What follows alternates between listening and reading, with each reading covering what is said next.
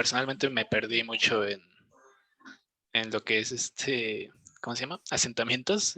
Bueno, lo último que vimos del tema anterior. No sé si fue a lo mejor iba muy rápido, no sé. Y ahorita, pues, este tema, pues sí, igual ando medio perdido, pero como dices, es por el audio. O sea, no es tanto como porque vaya rápido. Ok. ¿Los demás? Yo sí siento que hay días en los que va un poco rápido.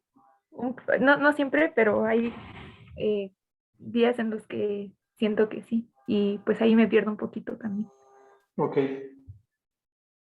Cualquier duda que tengan, si igual se siente que voy muy rápido, por favor, frenenme. Es que luego en ocasiones nadie me contesta, no sé si voy bien, me voy lento, y es algo que, por ejemplo, en las clases presenciales te das cuenta, si vas muy rápido o vas muy lento, pero pues aquí no tengo la oportunidad de verlos. Entonces, cualquier cosa que tengan, me dicen. Y, digamos, pues ya entregaron el examen, entonces ya no hay mucho que hacer. Pero, la parte de asentamientos, si quieren lo retomamos, yo creo que una vez que hagamos este resumen, si me da tiempo lo retomamos con el ejercicio pasado, ¿sí? Profesor, Sí, profe.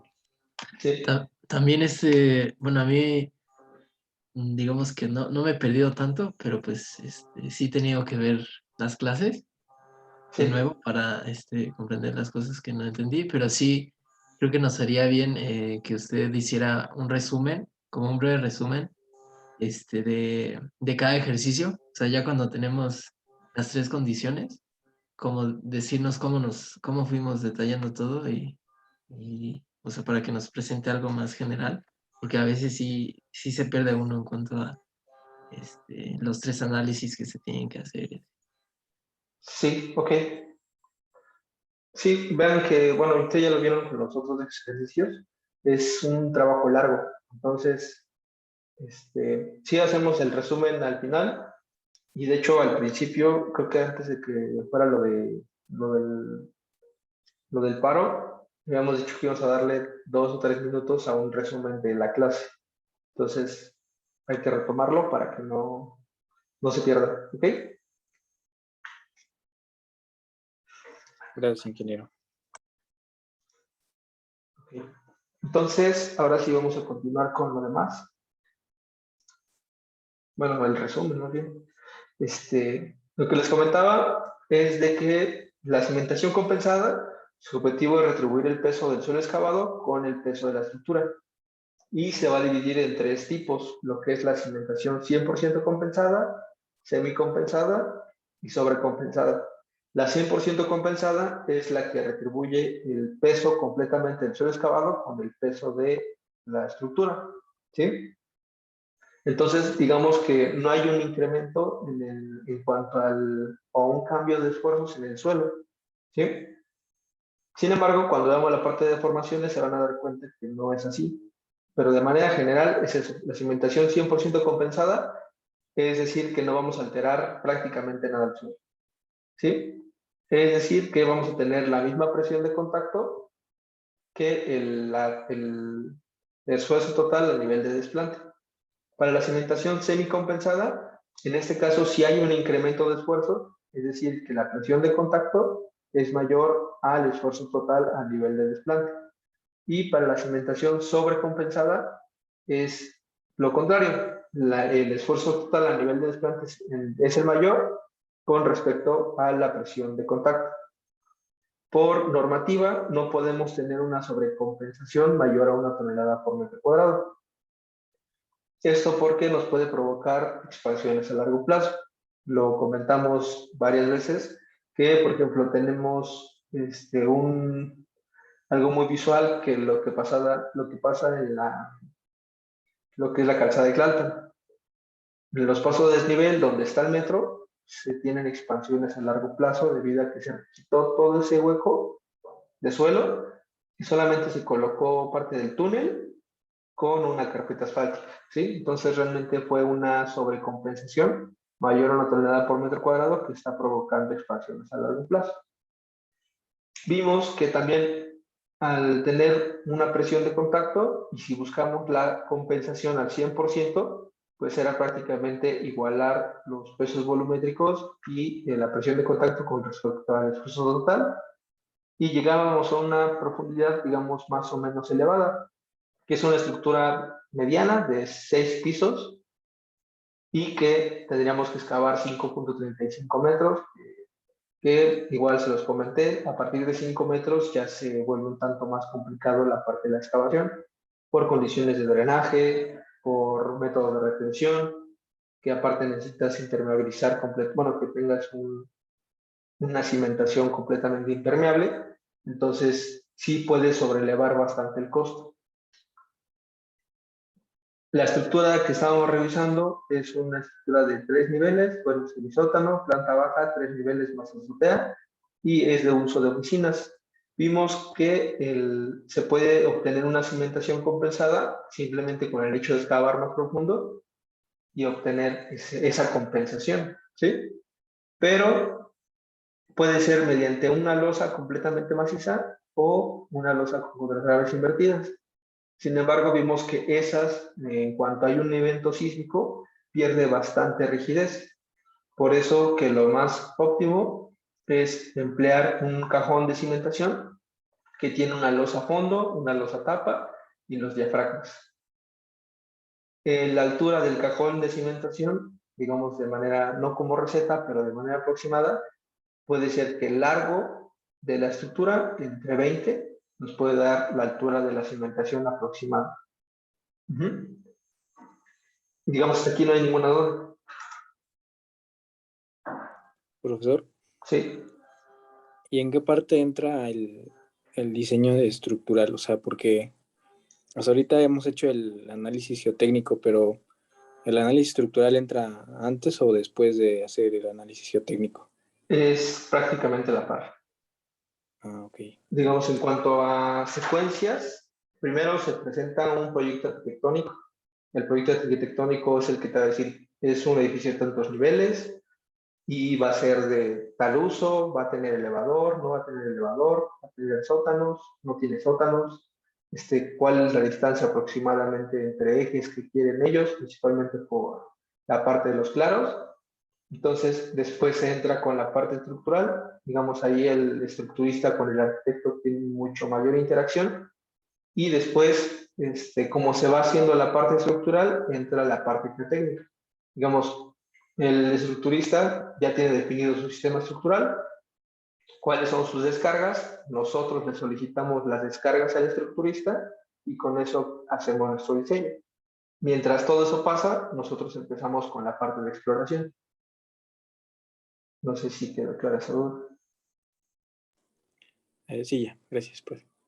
Pero va a haber algunas ocasiones donde, por X o Y razón, solamente contemos con el proyecto arquitectónico, entonces hay que estimar aproximadamente cuáles son las descargas, ¿sí?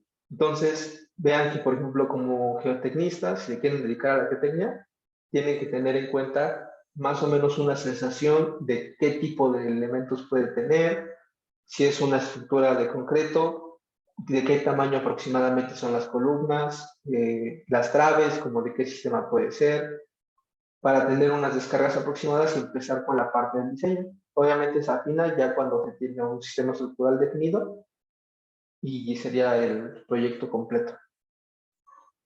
Pero es una interacción muy grande entre el estructurista y el geotecnista. Muchas veces se deja de lado, pero es algo que se tiene que hacer. Y que tengan la sensibilidad tanto geotecnista como estructurista como geotecnista. En esa parte, el ingeniero Germán, que fue el que me enseñó gran parte de lo que sé, me decía que el estructurista que no sabe geotecnia y el geotecnista que no sabe estructuras está perdido, o sea, prácticamente está trabajando solo, y no es así. Siempre hay que tener la sensibilidad tanto estructurista geotecnista como geotecnista estructurista. Bueno, eso de manera general. Entonces, las descargas muertas que teníamos por entrepiso son las que aquí tienen ya calculadas. La carga máxima, la accidental y la media son las que obtenemos del reglamento, de acuerdo al uso de cada entrepiso. Y las combinaciones que vamos a tener, la combinación 1, la combinación 2 y la 3. La combinación 1 involucra la carga muerta más la carga máxima. La combinación 2 es la carga muerta más la carga accidental. La combinación 3 es la carga muerta más la carga media. La combinación 1 la ocupamos para revisión de capacidad de carga en condiciones estáticas. ¿Sí?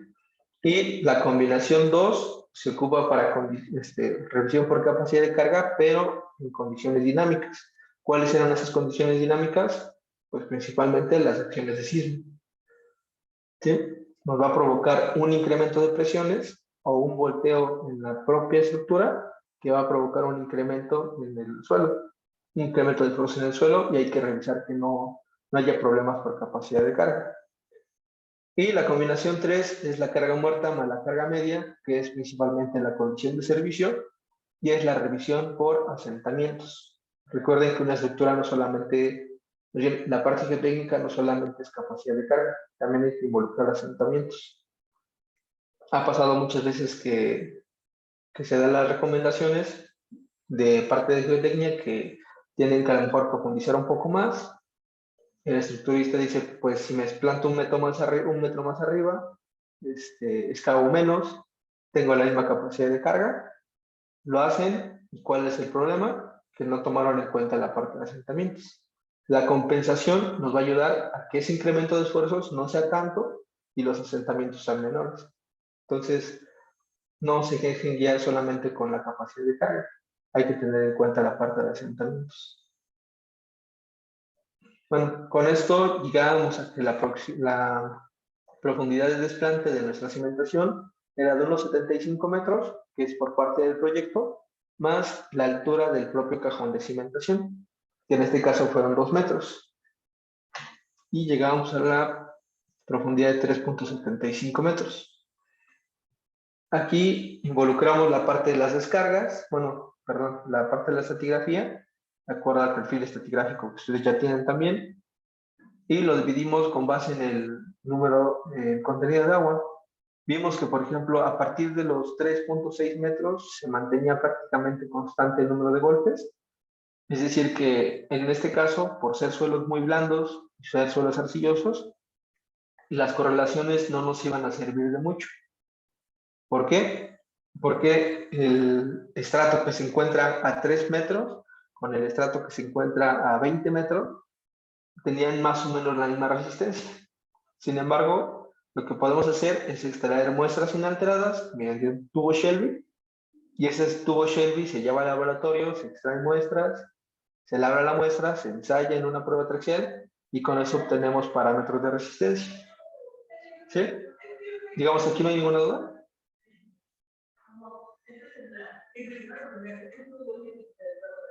Ok.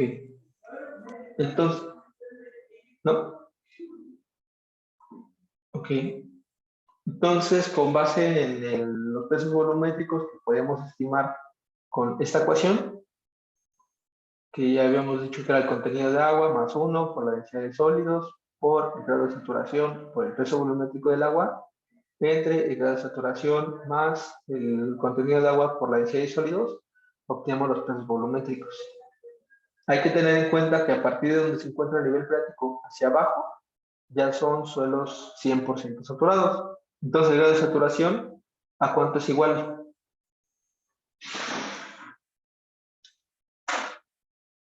Al 100%. Al 100% o a la unidad, dependiendo las unidades que estemos manejando. Entonces, simplifica mucho la ecuación. Podemos obtener los pesos volumétricos, calculamos el esfuerzo total al nivel de desplante y tenemos una condición de 6.29 toneladas por metro cuadrado. Si consideramos una condición hidrostática, es decir, como si fuera una alberca, la masa del suelo a partir del nivel freático, tenemos una presión de poro al nivel de desplante de 1.75 toneladas por metro cuadrado. Entonces, el esfuerzo efectivo que vamos a tener a la profundidad de desplante será el esfuerzo total menos la presión de poro que se tiene. Y eso nos da 4.34 metros. Pero hasta aquí no hay ninguna duda.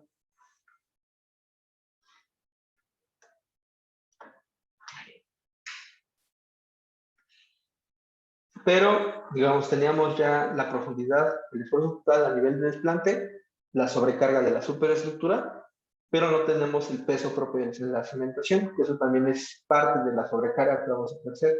Entonces, la estimamos colocando diafragmas de concreto sobre los ejes principales y por los claros que teníamos, que eran de 7 metros y de 9 metros, es necesario colocar unos diafragmas secundarios, que en este caso son de mampostería confinada.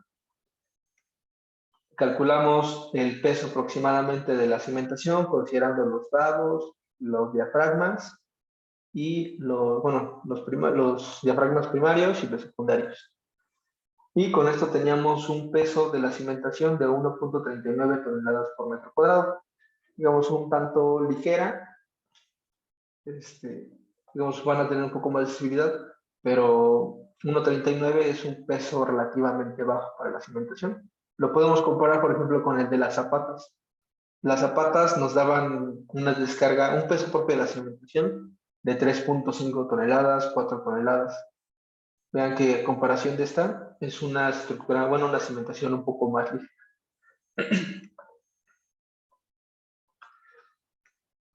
Revisamos la parte de una parte de la revisión de la estabilidad de la excavación y vimos la falla de supresión, que era como si tuviéramos un pequeño popote taponado.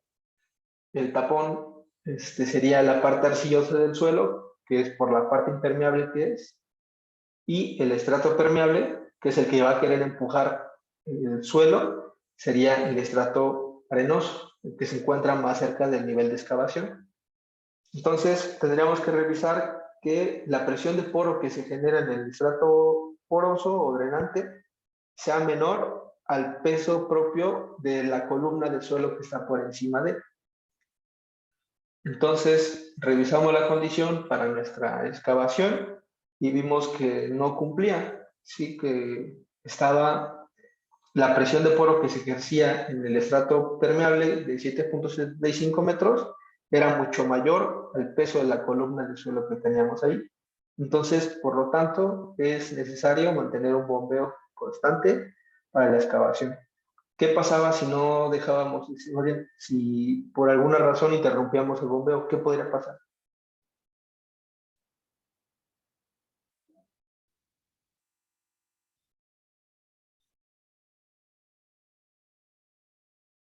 ¿Qué pasaba si generamos, bueno, si se genera el exceso de presión de poro en el estrato permeable?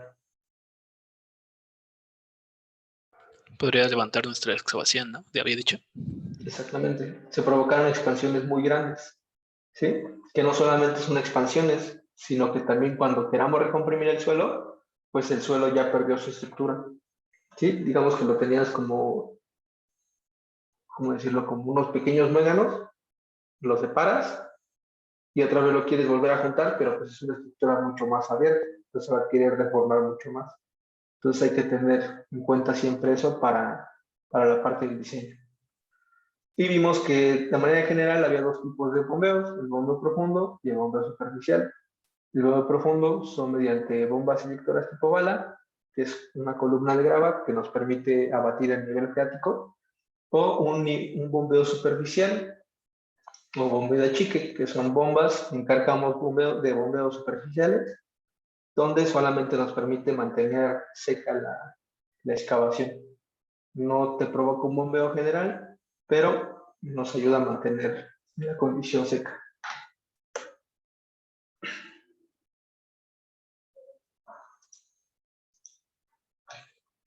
Vimos la otra condición, que es la falla de fondo. En este caso sería una condición inversa a la falla por capacidad de carga. Empezamos con el ejemplo como si fuera una balanza. Cuando falla por capacidad de carga, el peso de la estructura es mucho mayor al peso que tenemos a nivel de desplante, por lo tanto lo va a querer levantar, ¿sí? Sin embargo, en la excavación no vamos a tener ninguna sobrecarga. En este caso, nuestra sobrecarga es igual a 0 y el esfuerzo a nivel de desplante que tenemos a un lado de la excavación va a ser mucho mayor. Entonces, va a querer hacer fallar nuestra excavación, pero hacia adentro de ella. Revisamos la condición general, vimos que, por ejemplo, con la ecuación de Terzaghi, la general, los factores NQ se hace 1 cuando tenemos un solo cohesivo, el factor de N gamma se hace igual a 0 y el factor de NC se hace igual a 5.7. Partimos de la ecuación general de capacidad de carga y llegábamos a esta ecuación general. Era C por 5.7 más el esfuerzo efectivo a nivel de planta. Revisamos las fuerzas resistentes y las fuerzas actuantes. En este caso, la fuerza resistente es la propia superficie de falla, que está dada por 5.7 por C, y las fuerzas actuantes son las que están ejerciéndose hacia adentro, que es el esfuerzo total a nivel de desplante, más la sobrecarga que podemos tener en el hombro de la excavación. Y nos daba un cierto valor. Aquí esto me da unas cosas. Con esto obteníamos el factor de seguridad y para el caso de estudio llegamos a una conclusión de 1.99 del factor de seguridad, que es mayor al recomendado, que es de 1.5. ¿Sí? Habíamos visto qué podríamos hacer en dado caso que no cumpliéramos con este factor de seguridad. Vimos que, por ejemplo, si ejercíamos un talud o estábamos por partes, el alivio de esfuerzos, la presión de contacto que íbamos a tener a nivel de excavación no iba a ser igual a 0, sino íbamos a mantener una sobrecarga por el propio talud, que es parte de las fuerzas resistentes, por lo tanto nos va a ayudar a evitar esa falla de fondo. Otra condición sería a lo mejor empotrarla hasta un insertor resistente para que ese pateo que vaya a generar pues no sea tanto para que presentar la falla de fondo. Sin embargo, también vimos que en la zona del lago pues son estratos muy blandos, entonces a lo mejor no nos puede convenir tanto o no ganamos mucho empotrando más nuestro tabla estacado o nuestro muro vilán, dependiendo de lo que vayamos a ocupar. ¿Hasta aquí no hay ninguna duda?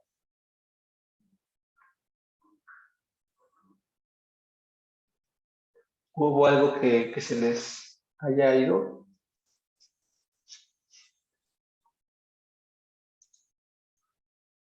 Bueno, entonces regresamos a lo que era el perfil estratigráfico. Asignamos ya valores de la cohesión y del ángulo de fricción interna para las diferentes pruebas que ya teníamos hechas. Y vimos que, por ejemplo, para los estratos profundos, que ya era de 19 metros hacia abajo, ya teníamos un cierto valor del número de golpes, lo que a lo mejor sí nos podía permitir utilizar el uso de correlaciones.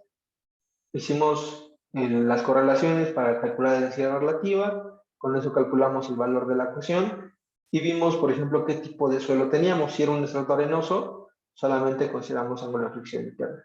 Si teníamos un estrato arcillo arenoso, ocupábamos la parte cohesiva y la parte friccionante. Obviamente las teníamos que reducir de acuerdo a lo que vimos en las cimentaciones superficiales. Si tenemos que hacer uso de correlaciones, pues podemos aplicar un factor de seguridad mayor o en su caso reducir los parámetros y nos estaríamos cubriendo de esa incertidumbre que tenemos.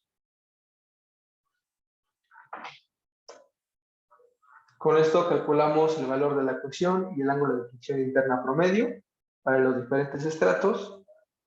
La cohesión nos dio de 3.24 y el ángulo de fricción interna, como casi todos son estratos arcillosos, pues el ángulo de fricción interna es igual a 0. Entonces teníamos un ángulo de fricción interna promedio de 5.55, lo que era lo mismo que 0, entonces se podía haber despreciado.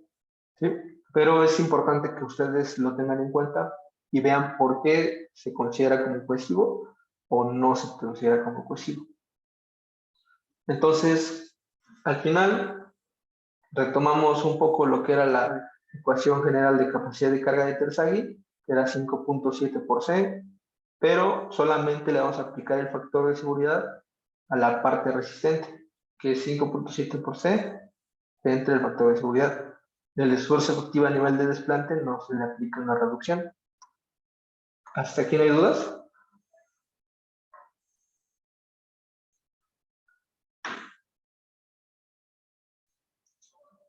Ok. Entonces, una vez ya calculada la el peso de la cimentación y la sobrecarga de la combinación 1, podíamos obtener la presión de contacto de la estructura, que llegábamos a 7.09 toneladas por metro cuadrado, contra un esfuerzo total de 6.29 y un esfuerzo efectivo de 4.34. Vimos que si lo revisamos en esfuerzos totales, tenemos una cimentación semicompensada, donde la presión de contacto es mayor al esfuerzo total a nivel de desplante. Si lo trabajamos en esfuerzos efectivos, tendremos que descortarle el efecto de la presión de poro en ambos extremos, considerando que nuestra cimentación es impermeable. Recuerdo que sí les comenté cómo podríamos impermeabilizar la cimentación o cómo podemos garantizar ese efecto. Les comenté que podíamos meter algunas celdas de algún polímero para que sea impermeable, como celdas de unicel, y ya con eso podemos garantizar un efecto de supresión que nos va a reducir la presión de contacto. Es como si fuera un barco.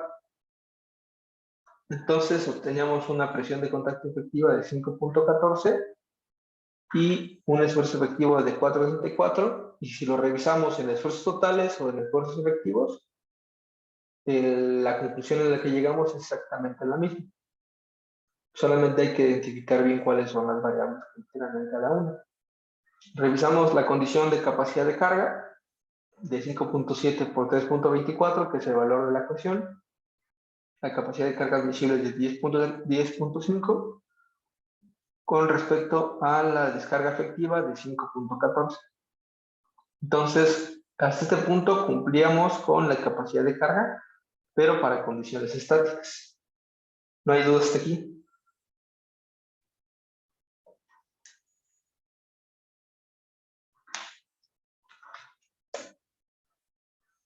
Entonces, empezábamos ya con la parte dinámica y hablamos un poco de cómo se concentraban las masas en la estructura.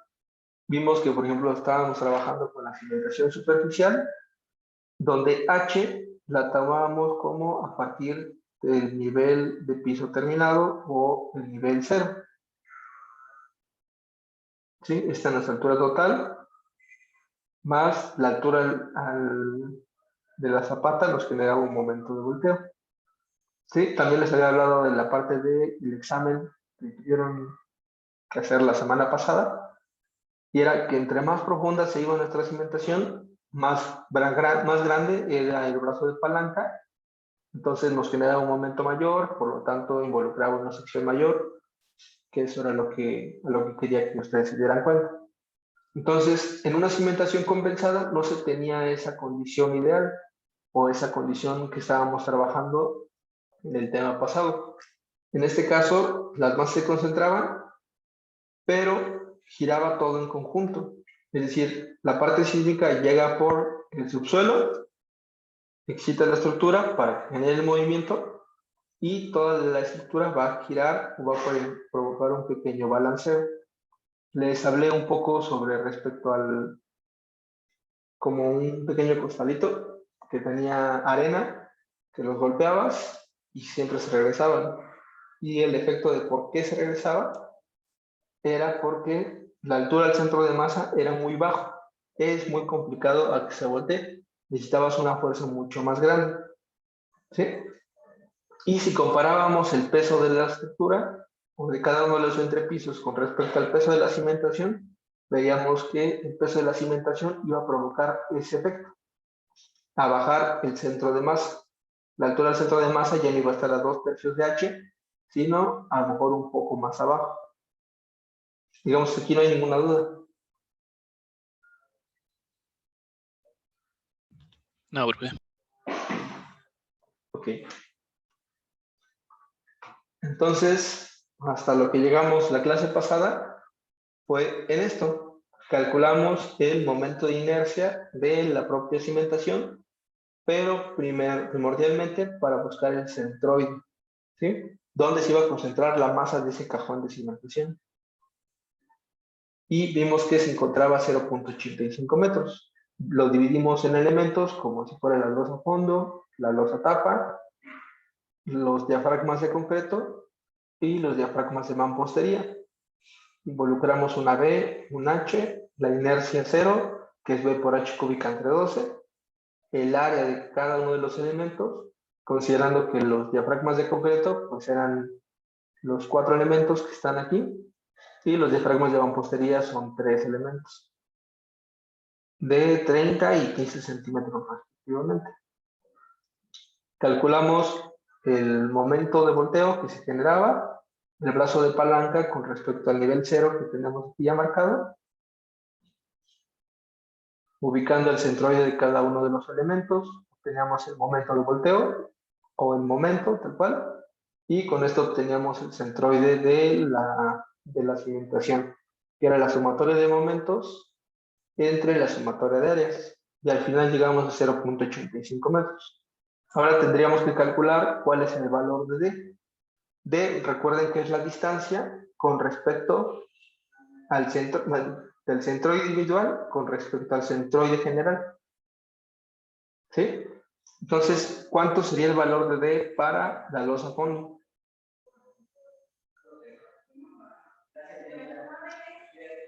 D sería igual a Y0 menos la longitud del brazo.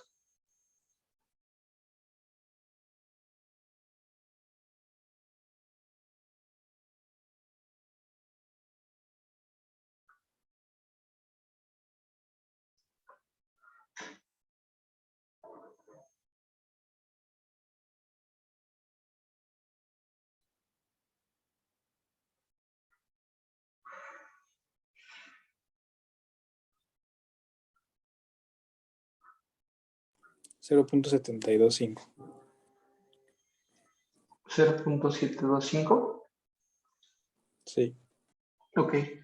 Ahora, para la losa tapa, ¿cuánto les da ese valor de D?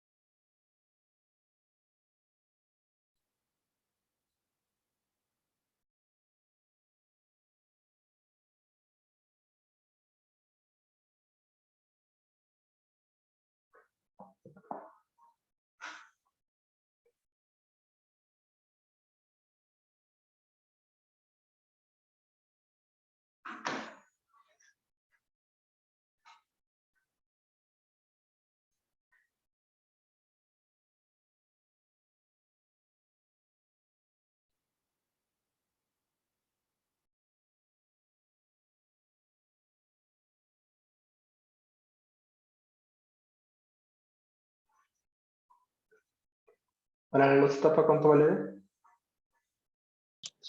1.075. Ok, para el siguiente sería menos 0.2 y para el siguiente sería lo mismo, menos 0.2. Entonces, ¿cuánto sería A por D cuadrada?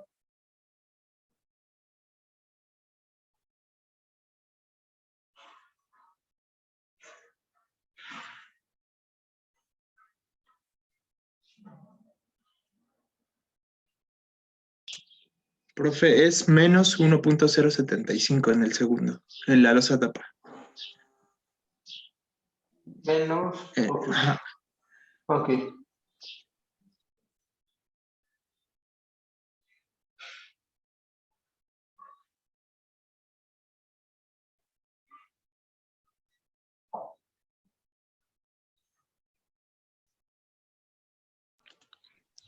Es 4.292 en el primero.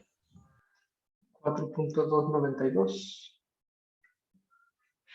Ok, el siguiente.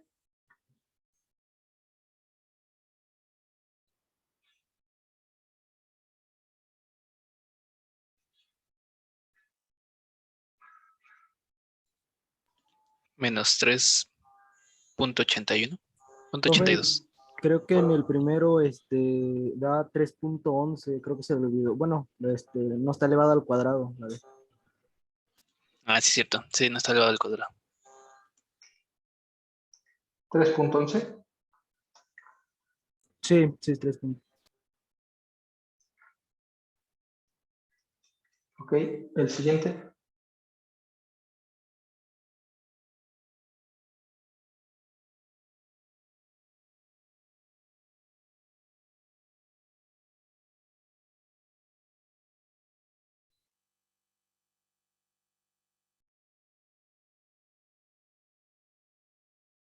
Cuatro punto uno.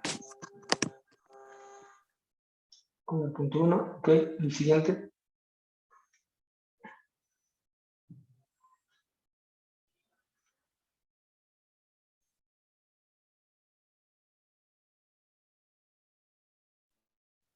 .077. Ok, y el último.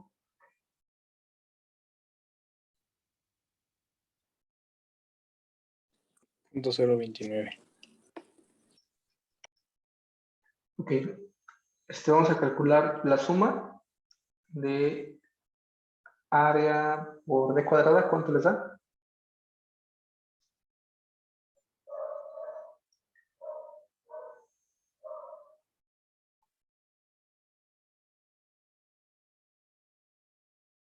7.32. 7.32. Y la suma de I0, ¿cuánto les da?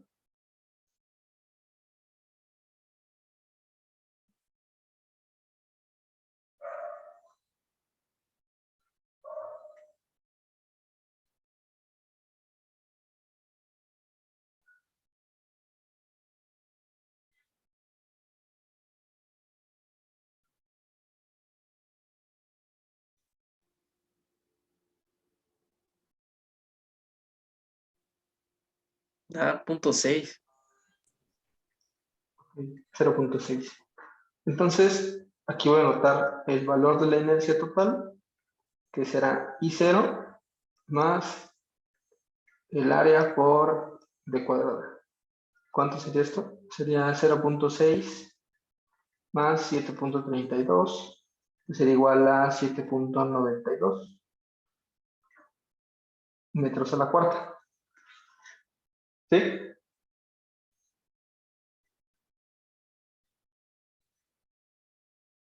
¿Hasta aquí no hay dudas? Yo sí, profe. Me perdí en la clase pasada, no pude entrar. ¿Me podría comentar rápidamente cómo se acabó el momento? La última parte de la tabla. Ok. Calculamos, bueno, primero de acuerdo a nuestra geometría de la cimentación, vimos cuál era el valor de B y cuál era el valor de H, partiendo de que B por H cúbica entre 2, la inercia. H es el elemento que va a tender a girar. Entonces, con eso calculamos el valor de I0 y el área de cada elemento, que es prácticamente B por H. ¿Sí? Calculamos la suma de todas las áreas y ya estamos considerando la parte representativa del cajón. Para obtener dónde se va a ubicar la altura del centro de masa de este elemento, calculábamos el momento y era calcular por un brazo de palanca. ¿Cómo podíamos obtener ese brazo de palanca? Pues dependiendo del punto donde queramos seleccionar nuestro punto de referencia. En este caso era la línea 0 que se ubicaba por debajo del cajón. Y el brazo era a partir del centroide de cada uno de los elementos. Por ejemplo, para la losa fondo se ubicaba a la H medios de la losa fondo. Para la losa tapa era H medios de la losa tapa más todo lo que era la parte de los diafragmas y la parte de la losa fondo. Después lo hicimos lo mismo para los diafragmas de concreto, que se ubicaba al centroide del elemento más la losa fondo, y era lo mismo para los diafragmas de mampostería. Entonces el momento era el área por el brazo, y nos daba metros cuadrados por metro. ¿Sí? Ok, gracias, profesor. Ok. ¿No hay dudas aquí?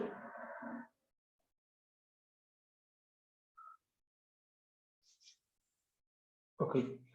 Entonces, ya llegamos a cuál es la ubicación del centroide de nuestra cimentación y llegamos también hasta el valor de la inercia, ¿sí? Ahora, imagínense que ustedes dicen, ¿sabes qué? Yo no quiero el cajón de cimentación. A mí no me sirve el cajón de cimentación porque tengo que excavar un poco más y es mucho trabajo, no sé. Entonces, dicen, pues ¿sabes qué? Yo prefiero una losa maciza de concreto. Y ustedes a lo mejor le dicen, oye, pero pues necesitamos una cimentación que sea rígida, que me provoque un comportamiento rígido de la cimentación. Ah, pues entonces te voy a igualar inercias, ¿sí? Si recuerdan sus clases de análisis estructural, la rigidez la calculan como el modo de elasticidad por la inercia. El modo de elasticidad pues, sería el del concreto, no cambia, pero sí podemos cambiar la parte de la inercia, ¿sí? Entonces, pues te voy a igualar inercias. Entonces, la inercia es igual a B por H cúbica entre 12. Queremos llegar a la misma inercia, 7.92. 92.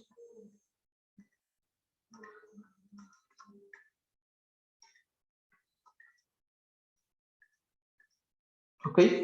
¿Qué dato conocemos aquí?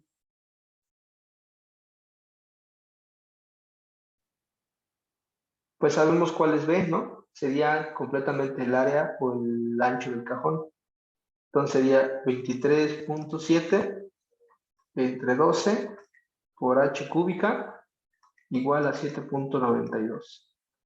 Entonces H será igual a 7.92 por 12 entre 23.7 y le sacan la raíz cúbica esta. ¿Cuánto les da?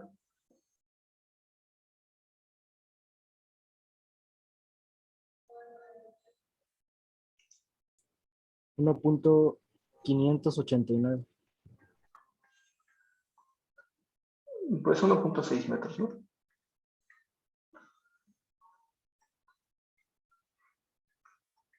Entonces sería una losa de 1.6 metros con respecto a 23.7.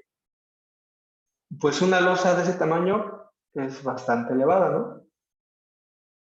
Es un espesor muy, muy grande, involucra, digamos, aparte por las dimensiones, pues ocupas bastante volumen de concreto. Pero no solamente lo vemos en el volumen. ¿Cómo podemos determinar el peso de esa cimentación?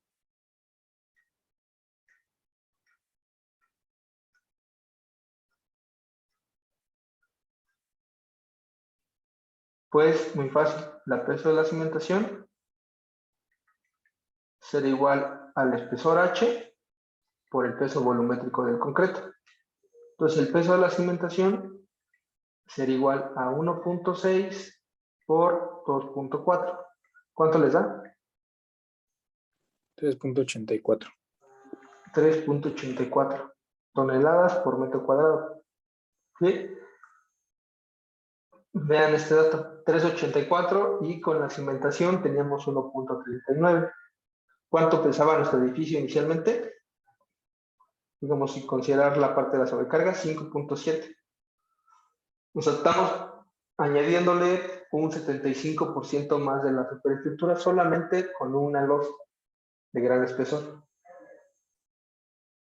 Tenemos rigidez, pero vamos a generar una sobrecarga muy grande. ¿Sí? Por eso es que también la parte del cajón es una ventaja. Aligeramos la estructura, ganamos compensación y le damos un comportamiento rígido. ¿Dudas?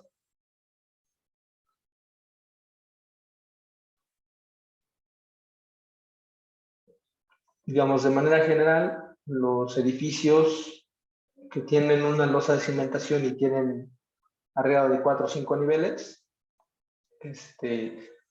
son losas de 60 centímetros hacia arriba, de 45 o 60 centímetros hacia arriba, para que les den un tanto la rigidez. Sin embargo, vean que es una sobrecarga importante y que a largo plazo la rigidez no es tanto o no se gana tanto en rigidez a comparación de un cajón.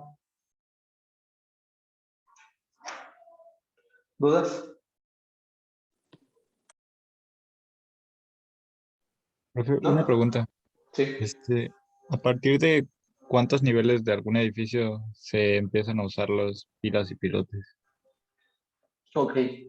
Eso depende completamente del suelo y depende del tipo de diseño que vaya a ser la cimentación por pilotes. Por ejemplo, en una zona de lomas, que es una zona de suelos resistentes, pues digan, a lo mejor no tengo un gran problema de asentamientos, pues sí, pero son torres muy grandes, normalmente las que se construyen en ese sitio. Entonces se va a emplear algún uso de pilas. O, por ejemplo, si tuviéramos alguna excentricidad un tanto grande en cuanto a las estructuras.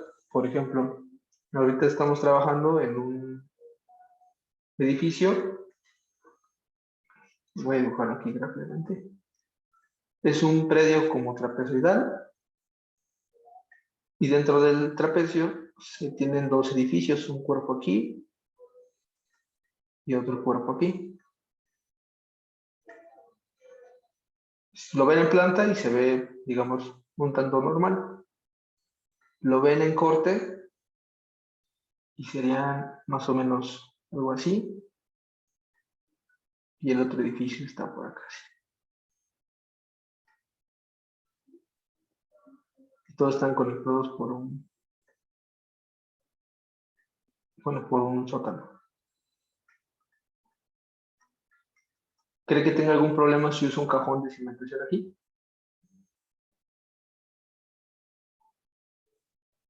Si uso el cajón de cimentación, sería involucrarlo todo eso de aquí, ¿no?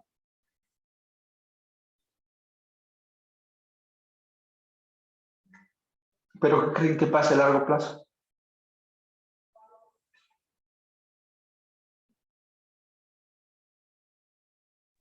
Podría ser que se asiente más de un lado que del otro. Exactamente. Va a existir una excentricidad de carga que nos va a provocar que esta parte de aquí se hunda más que esta zona de aquí. ¿Sí? Entonces, digamos, podemos evitar ese problema. Siento, pues, mejor evito el cajón y coloco una cimentación profunda y que los edificios trabajen de manera independiente. Digamos, o sea, es un tantito complicado el decir cuánto número de niveles, pero digamos, me ha tocado que a partir de unos 8 o 10 niveles ya es necesario a lo mejor un sistema de pilas o de pilotes por la sobrecarga y los asentamientos. Ok, muchas Entonces, gracias. por ejemplo, si aquí si ya quitamos el cajón, pues ya trabajarían prácticamente de manera independiente y evitamos problemas a largo plazo. ¿Ok? ¿Todas? Profe, ¿y entonces por qué si la losa, pues no, o sea, tiene más contras que pros, por qué la usan a veces? Porque es más fácil constructivamente. Ah, Nos puedes traer tus ollas y ya lo cuelas todo de una vez, te quitas de problemas con la excavación, con el bombeo y te sigues construyendo lo demás. ok, gracias. ¿Dudas? Y hacer una excavación profunda en zona de lomas, como lo comentó, no sale muy caro. Sí, pero por ejemplo también hay que tener en cuenta que una zona de lomas, por ejemplo en Santa Fe, son suelos que son rellenos y son prácticamente basura. O sea, son como unos 20 metros de puro relleno y hay limos, hay basura. O sea, son rellenos muy inconsistentes. Entonces, por ejemplo, en esa zona prácticamente todos los edificios tienen pilotes y por eso es que muchas veces optan mejor por hacer una excavación a unos 5 8 metros, donde es complicada la parte de la excavación, pero pues no necesitas tantos problemas como una zona del lago, porque ahí no vas a tener agua el bombeo que vas a requerir a lo mejor nada va a ser por condiciones de lluvia, ¿sí? A comparación de una zona del lago donde, digamos, hay pros y contras. Y si tienes un suelo muy malo y vas a requerir excavar para meter estacionamientos, pues se puede hacer. Bueno, también hay que tener en cuenta que la zona de lomas no todo va a ser basalto, ¿sí? Porque a lo mejor todos están pensando que la zona de lomas es basalto como CEU. Digamos, un basalto es muy complicado excavarlo. Pero, digamos, tenemos suelos de lomas como el Santa Fe, que son suelos consistentes. ¿Dudas? Profe, Sí. y una pregunta, o sea, ¿a qué se debe que, por ejemplo, de repente combinan las zapatas y están conectadas con pilas, por ejemplo? Ok, O sea, eso es... Ajá. sí, es que, o sea, no es suficiente pues la capacidad de las pilas es que no me imagino como por qué. Ujú. Imagínense, tienen una columna, a lo mejor llegan con una columna de 80 centímetros por 0.8 centímetros, bueno, 80 por 80, ¿no? Y van a colar unas pilas de 60 centímetros u 80 centímetros, igual de diámetro, 0.8, ¿no? Pero la descarga que recibe la columna es de 1000 toneladas.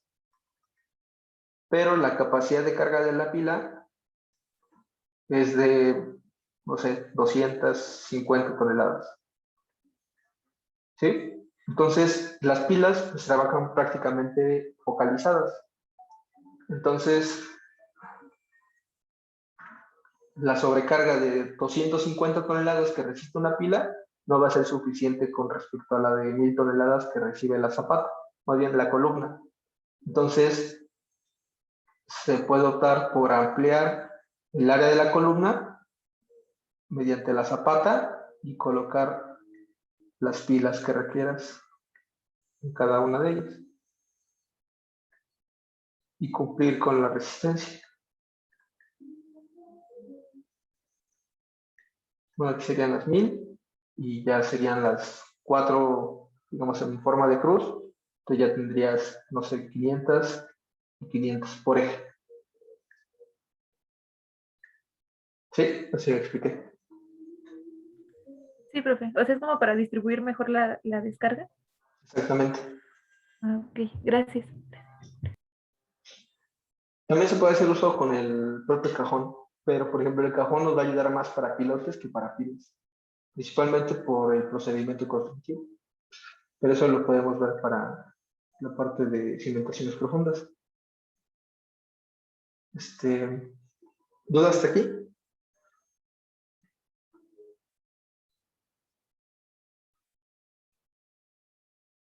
Entonces, con esto vemos la altura al centro de masa de la cimentación.